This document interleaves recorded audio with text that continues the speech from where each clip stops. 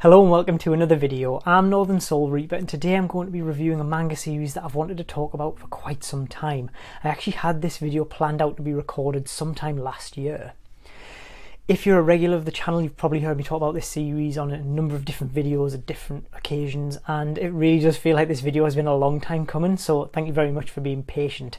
It's finally time to take a look at and review the Quintessential Quintuplets. Now, when I originally planned to record this video, I had bought up to volume 4 or 5 and read through them. Since then, I've collected up to volume 9, and 10, 11 and 12 are actually out. Volume 13 is about to go on sale as well, at least here in the UK. So that's what I'm going to be looking at today, but before we get into that, I just want to say that we are fast approaching 450 subscribers, which is absolutely amazing. It continues to surprise me to see just how many people are enjoying my videos. If you like these kind of videos, remember to leave likes and subscribe to the channel as well. It really helps to support and grow the channel. And if you could share it with your friends who enjoy anime, light novels and manga as well, then we can find some new friends to join us on this journey. The other thing is, I've recently commissioned an artist to create a new profile picture for various things like my banner and my profile picture on social media, and I'm really excited to share that with you guys soon when I have a bit of a rebrand on the channel, so look out for that as well. That's coming very, very soon. So that's kind of the housekeeping out of the way for the video. Let's just get right into the review.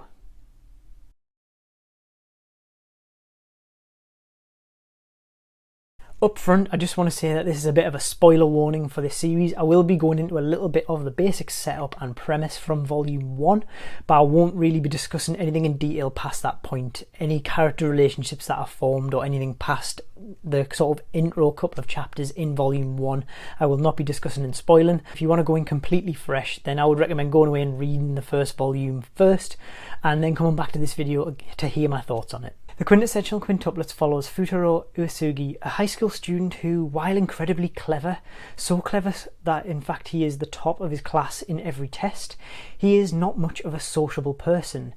He doesn't seem to want to get on with anyone, and he's happy to sit by as a bit of an outcast. He lives with his sister and father, and as a family they seem to have accumulated quite a bit of debt, and as a result Futaro has to get various jobs in order to help pay off this debt. One such job that comes around through his father is tutoring for a girl in his class who is from a very wealthy family.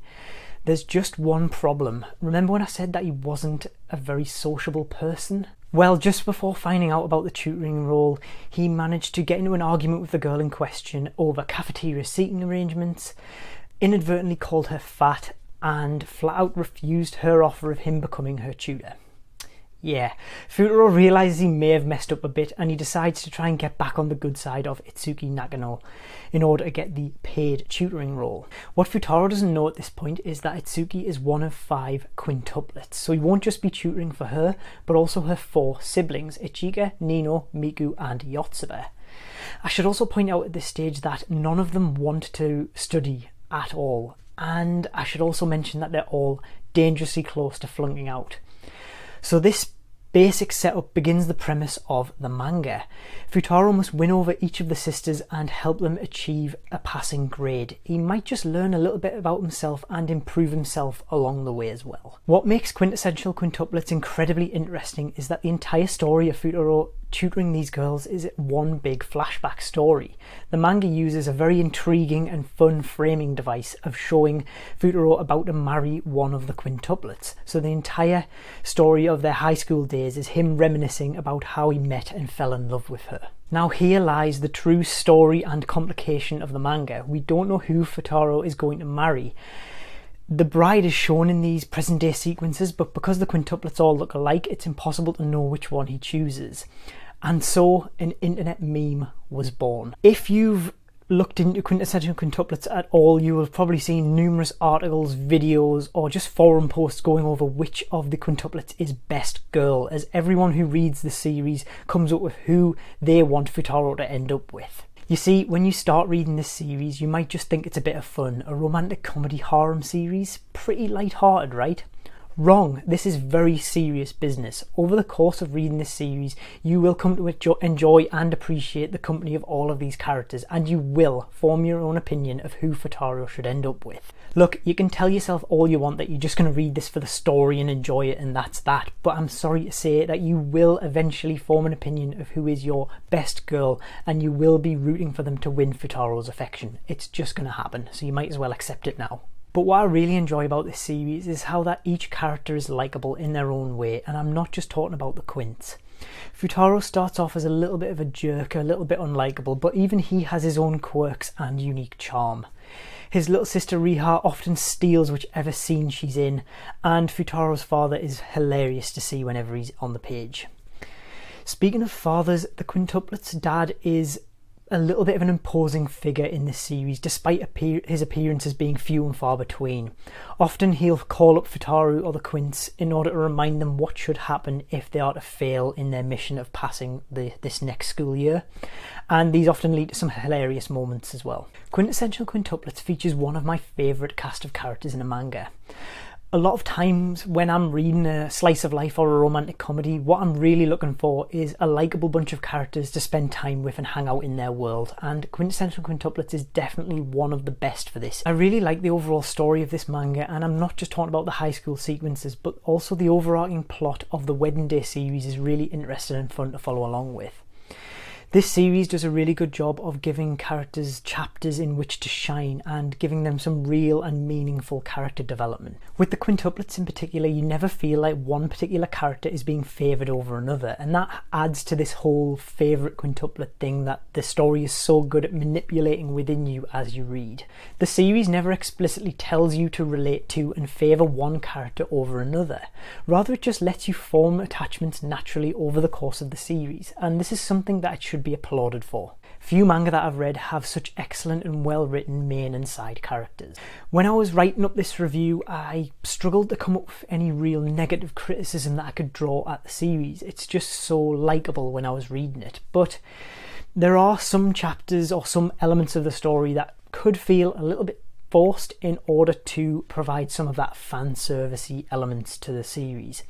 If you're someone who really doesn't like fan service at all, you might take issue with this series. However, I did really feel like it wasn't all that much and it was very few and far between. But it is something to bear in mind if that's something that usually puts you off when you're looking at a manga to read.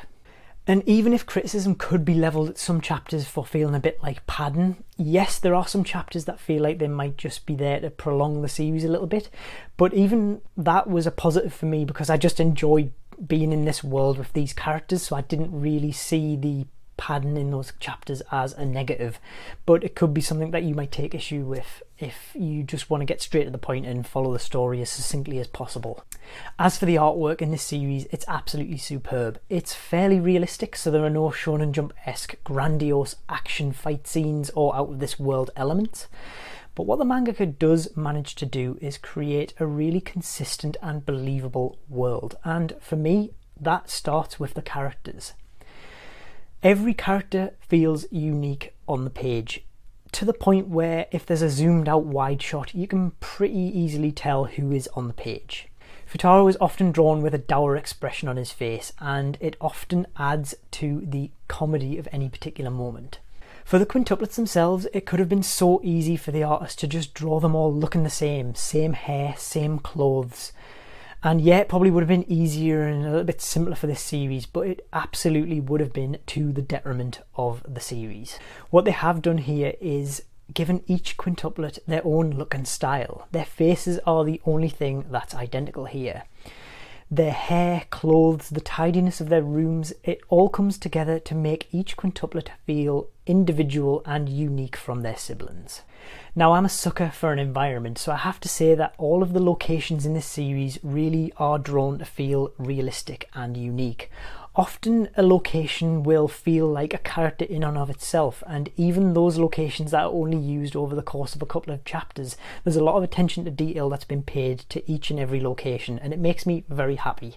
Before I draw any conclusions on this series, I just want to address something that I've seen come up from time to time, and it's something that I've even discussed in previous videos, and it all comes from this series being a harem manga. So if someone had no idea about this series at all, it might be fairly easy for them to draw up certain conclusions based on some of the covers and the artwork. But what I would say is go in without any preconceived opinions and try volume 1. You might be pleasantly surprised with how you enjoy it. Even if you don't typically like harem, I would honestly say this feels a bit more like a harem light series. Some of that more heavy fan service stuff isn't really present in this series. It's not to say there isn't any fan service, it just, as I previously said, it never really bothered me, and the series moves past it so quickly that I barely ever have time to regard it. So that is all to say that my time spent with the Quintessential Quintuplets has been an absolute joy. I always look forward to reading the next volume. I've got volumes 10, 11 and 12 on order, so I should hopefully have those soon. This is easily one of my favourite comfort mangas. It's a one that I can easily go back to and fall into with these characters and just enjoy my time with it. As a bit of a side note, I'll probably be going into a bit more depth with this story once the complete series is out, which is 14 volumes, but until then I haven't read volumes 10 to 12 so far. So if you know what happens or if you've read further ahead, please don't post any spoilers in the comments. This is more of a review, so I don't really want to post any heavy spoiler moments that it's gonna ruin the story for potential new readers of the series and for myself as well. If you enjoy romantic comedy and horror manga, you are sure to enjoy this series. If you don't generally like this type of series, I would at least try volume 1. And if you were just getting into manga as a total beginner, you've maybe read a few Shonen Jump titles or some of the more popular series, and you just want to see what else is out there, I would honestly recommend the Quintessential Quintuplets. There's something there for everyone. I feel like it's a great little slice of life romantic comedy, and yeah, it's definitely worth your time. So that's pretty much it for today's review. Thank you very much for watching until the end. If you liked it, please remember to leave a like and subscribe to the channel if you aren't already. As I said, we are fast approaching 450 subscribers, which is amazing. 500 feels like it's within reach, and if you could share the channel with friends and family, get them to subscribe as well if they're into anime, manga and light novels, that would be fantastic as well.